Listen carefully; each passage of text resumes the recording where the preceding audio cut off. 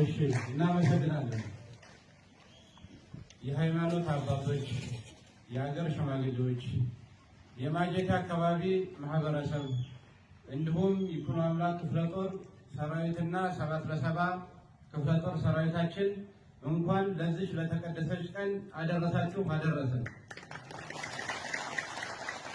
አሁን በፊት የተደረገውን ነገር ወደ ኋላ እንሄድበትም በማወቅም ይሁን ባለማወቅ እስከዛሬ ድረስ ይፍራታና ግድም ላይ ይሁን እንደ አማራ ይሁን አጠቃላይ በህዝባችን ላይ በማወቅም ባለማወቅም ጥፋቶች አጥፍተናል።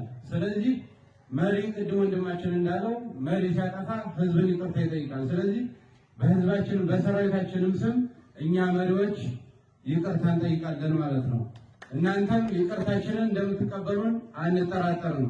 ስለዚህ በርከክ ብለን ሁላችንም ህዝባችንን ይቅርታ እንጠይቃለን ማለት ነው።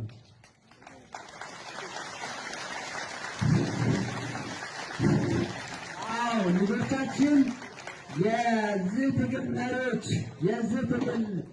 መሪዎች እንግዲህ በማወቅም ይሁን ባለማወቅ ህዝብን አስከፍተናል፣ አሳዝነናል ብለው ለይቅርታ ተንበርክከዋል።